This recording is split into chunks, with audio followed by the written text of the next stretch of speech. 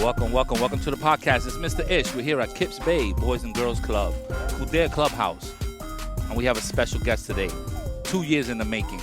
I make a lot of phone calls to get this guy here. So please log in, listen. He probably has one of the best podcasts here. I'm going to introduce him. I'm going to give him a real good introduction. This is our executive director, Mr. Dan Quintero. Welcome to our podcast. Thank you for taking some time and being here. Thank you for having me, Mr. Ish. It took you a long time to get me back. Yeah, it took a long time. Last time you was on the phone, so now people get to see your face. And, right. Yeah. Two handsome people. This is going to be one of those podcasts. It's going to be a lot of people going to watch. Yeah. At least our wives will. I feel sorry for them. Our wives will watch. Well, welcome back. I know the last time we spoke, it was over the phone. We were going through a lot of stuff at that time. The beginning of the pandemic. Sure. Like, we were already trying to make all these plans and all this stuff. So we got together and we were like, hey, we need to just put the voice out and tell them that we're going to be here for the community. We're gonna try to open, being very open with the staff. That was a very important thing. We were all wondering, hey, we working? We're not working? Are we getting paid? We're not getting paid? So those were all, important questions that especially the whole staff, but everyone was on board and really just, working with each other and trying to get things done, not only for ourselves, for our family, but also for the community. We needed to reach out to these kids, make phone calls, make sure that they were okay. And those are things that, you were part of, Ms. Francesca was part of, Ms. Sinclair was part of, our staff was part of it. And I want to give you a big shout out for that because it was very important. We had a lot of stuff going on during that time. I got buttons. Don't worry about it, man. I like the shout out. Come on, I got buttons. Standing room only. I want to put you in a good place. So now, 2 years later, we're back. How do you know that we're back? Well, before we talk about we're back, I think when you look at from the last time we got together and we were talking about the pandemic and what we were going to do, I think it's great that we were able to deliver different services to this community during very difficult times, and not only to this community, but we were able to take care of our staff. Very important. We didn't lay off any of our staff. Our staff were active during the pandemic and post-pandemic. The community was receiving groceries during the pandemic, which we were very proud about. And we were conducting programs virtually, and then ultimately we started coming back little by little. And we're very proud about that. We're proud about that as a result of how the staff handled it, how administration stepped up and took care of the people, our most important resources, which is our staff. And it's people like you and the people around you that make this machine work here at the Quintero Clubhouse. So I'm very grateful to how the staff responded to my leadership and the services that we provided around that time. So here we are a couple of years later, to get back to your question. And we learned a lot of things during the pandemic, right? We learned that we can do stuff virtually a little better. We can be comfortable with that. Not that kids have to learn constantly virtually, but there are meetings that can take place. Some staff can work from home from time to time. But we also learned that we like to be around each other. Oh, that was very important. Right? Socialization is very important. Definitely. And once we got back and got our youngsters involved in our productive programming, from education, recreation to physical education, empowerment, and everything in between, you can see how our attendance has started to grow. It has started to ramp up. We are still not at pre-pandemic numbers, but we're getting there. And I project that early spring of 23, we should be at pre-pandemic numbers, and that'll make me very happy. And then we can grow from there. And I knew that it was. I mean, I knew we were back because I felt the building. I felt the vibe. Mm-hmm. I felt the energy in the building. I saw the staff's face, like, oh, we're here, we're doing things. But recently, a few weeks ago, when we had Day for Kids, I saw the big change because we haven't done it for like 2 years, right? Yeah. 2 years. So it's like, okay, are people going to come back out here? And, we got stuck with a rainy day. And I was like, ooh, this might affect our numbers. Mm-hmm. But when we opened up that building and those doors opened, families were in there. It was a really big event. It was a lot of fun. So a lot of familiar faces, new faces. So that means that new families are moving to the neighborhood. And just like, wow, I didn't know you guys were here. I didn't know you provide this. I didn't know that. So all those questions that I've been here for 10 years now. all those questions that people ask, it just became another cycle. So seeing all those people, the new dance, the new dance crew, the new podcasters and all that stuff, seeing all that made like, all right, it's September, we're gonna go full steam ahead again. So that kind of made me really proud and ready to work for this year. Well, and just to highlight that, I think that was a pivotal moment in the post-pandemic era of Kips Bay Boys and Girls Club, because yes, we hadn't done Day for Kids in 2 years, and we almost didn't have it because the weather was so bad. But to see our staff pivot on a moment's notice to bring what was a street festival Inside. that took up a couple of long city blocks into an indoor facility, which is a great indoor facility, but still, it was Limited, yeah. a tremendous transition, and have the crowd turn out the way it could. There were easily over 1,000 people in our building during that day. Our supporters were there, our sponsors. But I think what I'm most proud of is the way the staff reacted to the adversity, the weather, and then transitioned very quickly into providing the same experience we provide outdoors and at Inside. a street festival indoors. And one of the things that, I mentioned this at Day for Kids when I was on stage. The Kips Bay Boys and Girls Club serves over 10,000 children, but we don't give enough airplay to the fact that we don't only serve the children, we serve families. And moms and dads really enjoy and need our services. I had a number of parents come up to me during the Day for Kids and say, I want to thank you for everything you provide for my children, because if it were not for the Kudare Clubhouse being here, I could not work. I could not provide for my family. Very true. And what you all do for the community here in the West Bronx is invaluable. And I didn't have one parent come up to me and say that. There were a number of parents. So that just tells me, or just exemplifies the impact, right, that Kips Bay has not only on the child but the entire family as a whole. So I'm very excited to continue in that vein, and really look at, we're not only serving the children, we're serving the entire family. That's very true. I mean, I've known parents, especially in this clubhouse. They've been here since they were 6 years old. They're teenagers now, and we've gone to the point where some of the teenagers are now staff members. So we've seen them since they were, basically 6 years old. Now they're, in the 18, 16, 17, 18, work here in the summer staff, and then continue just helping out in the community and helping us out, because they know the building, they know Right. the parents, they know their little brothers in here now. And Part of stuff the like that. culture. So, yeah, Yep. it's part of the culture. So when they make that turn and they make that corner, it was like, oh, I was a club kid there. My first job was there. First time I went to a golf course, they took me. First time I ever been to a ski resort, it was because of trips that we made through Kips Bay. And I do like a lot that we try to get them out of the, not only this building is beautiful. So there's building is beautiful, but we try to expose them somewhere there's not these 4 blocks. Right. And I know that I was always proud of that when we say, hey, we're going to take these kids, to the first Yankee game. We're going to take them to a golf course so they could at least see what this is about, tennis courts or anything like that, and expose them to many different things. Because I know that's one of the key things. Like even this program, I kind of made it up, but I felt that it was one of those programs that eventually it was going to get hot, and eventually it's just a way to communicate with the staff and with the members that we have. Well, part of our jobs, and I always share this with the staff, that we should be providing exposure and opportunity. And usually, if you expose youngsters enough to different things, They'll have whether it's opportunities. whether it's right, whether it's podcasting or marketing or radio work, it will create opportunities. Light bulbs will go on in their heads and say, "Wow, I can do that. Wow, how can I learn more about that?" So that's what we're supposed to do. We're supposed to show these youngsters that their world is not a 3 or 4 block radius around the Kips Bay Boys and Girls Club.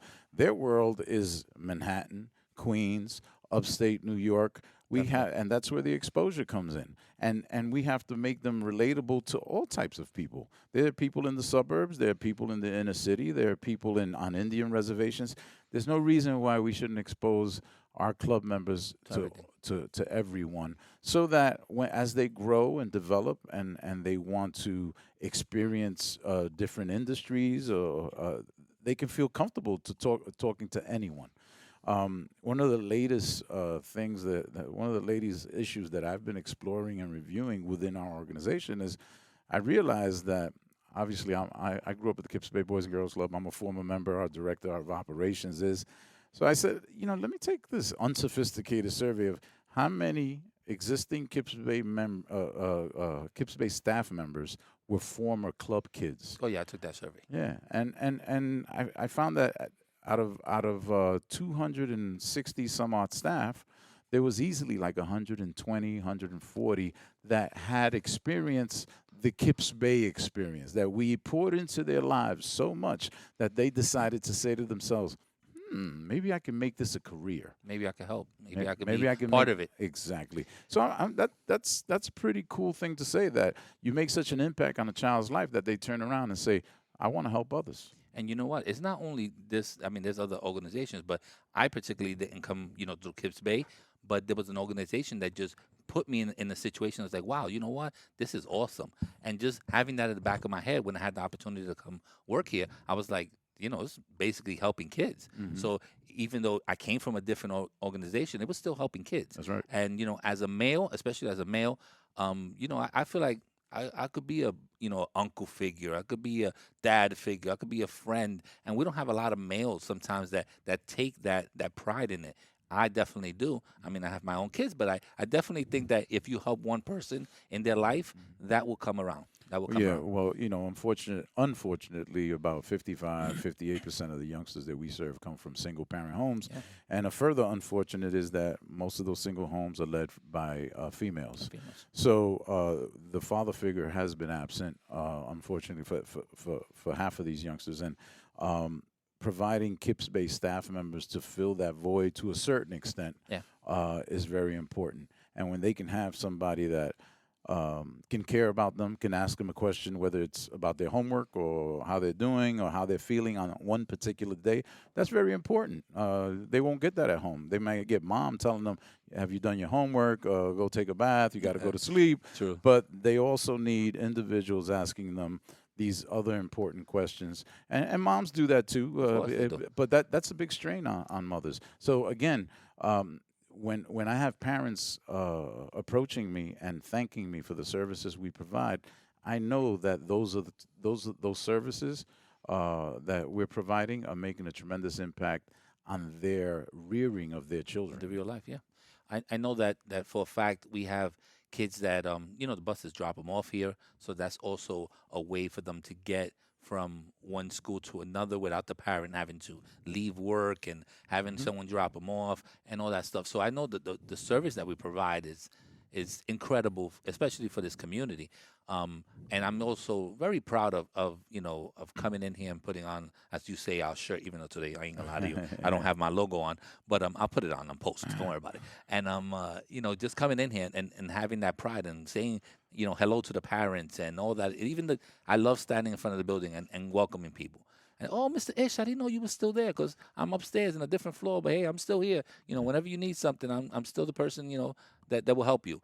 And having that communication with parents is very important, especially when we're dealing with their lives. We're dealing with we have these little gems in our hands that we could kind of mold and help mold, and it's very important. Well, this is, again, unfortunately, this is the most impoverished district in the Bronx. And one of the things that surprised me when we built this building here in the West Bronx on University Avenue was that we were having difficulty early on attracting a membership. And some of the feedback we were getting was that the community didn't realize, oh, is this for us? Oh, we didn't know we can join. Oh, wow, that we can join this? So we can.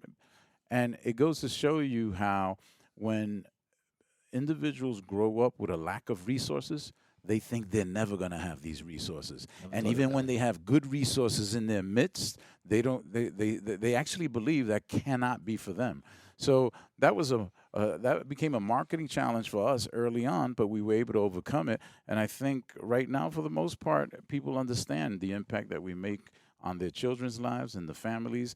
And as we move forward, our job is to stay on the cutting edge of the needs of this community. And that's what we're doing. I have a quick question for you. I didn't set up too many questions, but I thought this would be important. As an executive director, please just first explain, mostly what you do, Hmm. and because a lot of people don't know. They see when you walk in here, they're like, the boss is here, the boss is here. I'm like, no, that's Mr. Quintero. He's the boss, but you could approach him. He'll talk to you. He'll say hello.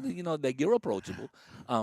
But just for the people that this might be their first time listening to exactly, what you do here at Kips Bay Boys and Girls Club, I know it's important, but just giving a little breakdown of what you do. Well, it's important to mention that while I'm the executive director, I am accountable to somebody. So I work Oh, for yeah, with the board. a board of directors of the Kips Bay Boys and Girls Club, which is about 25 individuals that are charged with policy setting and trusteeship and raising money for the organization. So you're asking me what I do. I work with those 25 members to position us appropriately, to raise the money appropriately. Our operating budget, it costs us $10 million to operate our 9 facilities within the Kips Bay Boys and Girls Club. Wow, So every year we raise 10 million and we spend 10 million. Then we have to raise it again. So I work personally with these 25 individuals to help raise those $10 million. But that's not all I do. I work with our director of operations and our staff, and I call it quality assurance. From arm's distance, because obviously I can't be in every program every second of the day, but I get reports, and I get verbal reports, and I get written reports on what's taking place, what's impactful, what are the needs of this community, what programs should we be looking to implement because of the needs of the community. And I try to decipher, given the budget that we have, what we can implement in the coming months, in the coming years, to make not only the lives of our youngsters happier, but their families. So it's looking at that program component and making sure that we're but doing it well. Working with the board to raise the funds necessary to keep our lights on and our doors open. And also, the other aspect of this is you have to market the organization. Definitely. And when you talk about the Kips Bay Boys and Girls Club, our brand, even before I got here, was very high. But I think in the last 15, 20 years, it's gotten even higher. For instance, every time there's a public official that wants to see a Boys and Girls Club, Oh, they come here. they come here. Anytime Boys and Girls Clubs of America, which is our national organization, they want to show one of their upcoming board members what a good Boys and Girls Club looks like, You they get that bring phone them. call. They bring them to the Kips Bay Boys and Definitely. Girls Club. I've seen that. So the brand of the organization is important, and why is it important? Because the higher the brand, the more people notice. The more people notice, the more funds we can generate, and the more funds we can generate, we can do more beautiful podcasts like the one we're doing today. Definitely, and you did take a Among you did other take programs. you did take a challenge on me because I remember speaking to Sinclair and I know you got the emails also, and I was like, we're starting off this from scratch, and this is what I think it's going to be, and he's like, all right, Mr. Ish, we have confidence in you. I think when the first podcast you did, we were probably at 4,000. We up to 13,000 listeners right now. That's amazing. So That's great. and we're at I think 98 different countries, and we're still working on those 2 states. Yeah. We're still working. We got 48 states. I'm still We- working on those 2 states. We gotta get. We gotta get. We got to Montana. find someone. We got to get that We gotta Montana. get. I'm a big fan of Yellowstone, which is a Yeah, I series. watch it. It's a great. It's a great show. And it's in Montana, and you don't know how many times. Every time I look at the show, I said, "Man, I got to get Ish that person." We can't get that a one few person. a few people in Montana to listen to our podcast. I just need one. Once I get one, I can say now 49 states. but- but once I get that 50, I may have to throw myself another party. Why not? I Why like not? I like that. I do appreciate you taking your time and coming here and giving us a little bit of your impact on what we do here at Kips Bay Boys and Girls Club. You're a friend to me. You're a friend to the family. You're my boss. But I always look up to you and always had great conversations with you. And I like that you're open to walking around and just hearing us. You're not always gonna say no. I mean, you're not always gonna say yes either. So it's just as long as you're approachable and people can see that that you really care about the staff and the kids. I think you're doing a great job. That's the way I see it, and that's just knowing you for many years. Well, I appreciate that, and I like to think that I am approachable. I'm not above.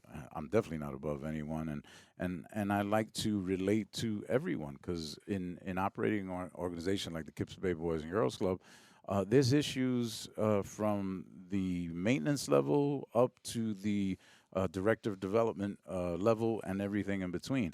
And I have to be able to relate to all those individuals, Wear and a lot of hats, yeah. I pride myself in that. And I think as we look to the future and what we want to accomplish, and there's some examples right here in this clubhouse. We just cut a ribbon on the Culinary Arts Center. Yeah, We that was want a wonderful ceremony. I believe that it was give it a little crowd. yeah, you got to give me some props. I give it a little props. It was in the making. Like we took had a while. had Took a while. some things that we had to overcome there because of the blueprint of the building and stuff like that. So people look at the kitchen now, but I remember, the architect coming in here and like, we can't do this. Right. We could do this. We got the money raised, but we can't do this. So all those things that people don't see, but it's a beautiful kitchen. The kids definitely used it a lot in the summer, and we're getting our new chef, and it's going to open up. And it's going to open up the eyes, and more parents are going to be involved, too, because we involve parents, I think, in 2 different sessions, and it was a lineup. Like we had to tell parents, oh, sorry, I didn't know that there was going to be more than 12. So we did like a couple of different sessions, and it was really, really great for them to see, and enter the building now. Because remember, we went through 2 years of nobody entering the building and stuff like that. So for them to say, hey, you know what, this building's still here, new things are happening, and now more parent involvement, especially in dance also, now that we have, I forgot the new dance that we have. Anthony Rodriguez? Yeah, Anthony Rodriguez, but then we have a new ballet program that just recently that opened up, and having parents come in here for that. Teen night is going to be a big thing when it opens. So like you said, the numbers will start going up, but more will start affecting more people in our community. Yeah, and when you talk about culinary arts, digital arts, and podcasting, and filmmaking, and making beats and music and lyricism, all of that is meeting the needs of the youngsters and trying to stay on the cutting edge. Right now, post-pandemic, we were talking about that earlier, a lot of youngsters were home alone. A lot of youngsters didn't have the socialization they needed. They weren't going to school. So what has the Kips Bay Boys and Girls Club done? We've started a mental health component within the Kips Bay Boys and Girls Club organization. We hired a psychologist. That psychologist is hiring 2 MSWs and a few interns, and they will be sitting in on various programs within our organization and identifying, and staff will get to identify youngsters that may have issues in different areas and refer them to get those services from our psychological staff. That's talking about cutting edge. I don't think there may not be many boys and girls clubs with those kind of resources and providing those programs. Those are the things that you pride yourself in and say to yourself, this is how we meet the needs of this community. I mean, we don't have some DOE programs that are that well run. I mean, I work for a school too, and sometimes those are challenges that not even schools can handle. And so for us to take that upon ourselves to make sure that we're part of it and part of learning, what's going on in their lives and how to improve it, it's a big deal. I mean, we could help many people, not only parents, we could help, our members, but even some staff members. I mean, we've gone through staff members that have had issues, mental issues and had to deal with it. So we're prone to these things also. We're not Superman here. Absolutely. We're here, we're here to help, but there's sometimes that we fall back a little bit ourselves. Well, I'm glad you mentioned that because these services will also be provided to the staff, and staff are not immune to the issues that our children go through. Sign me up. I want to be the first one on that list. So it's very important to really look at the future, what the challenges are, and to say, okay, how can we raise the money to meet those challenges? And that's in large part what I do, making new friends for the organization and positioning us for the future. I mean, I was going to ask you for a raise, but once you told me you had to get that budget up to $10 million, I kind of feel bad asking right now. Yeah, you should see the deficit we had this year. I'm gonna let you slide on that one. That was my closing argument, but I think you put me in my place real quick. Yeah. So I appreciate you. I know that you have many things to do today. I don't want to keep you away too long. Half an hour feels like an hour here. My pleasure. So thank you very much, sir. Thank you. And anytime you can stop by, and hopefully we'll get more than 2 views off of this, more than just your wife and my wife. And if not, we may have to tell them make it part of the survey or something. It can't be 2 views, maybe 2,000, not 2. All right, so let's shoot for 2,000. If there's only 2, then me and you are gonna talk. Yeah. And then we may have to renegotiate my contract. That's right. Thank you. I appreciate you, Dan. Take care. check. 1 2 1 2. Check.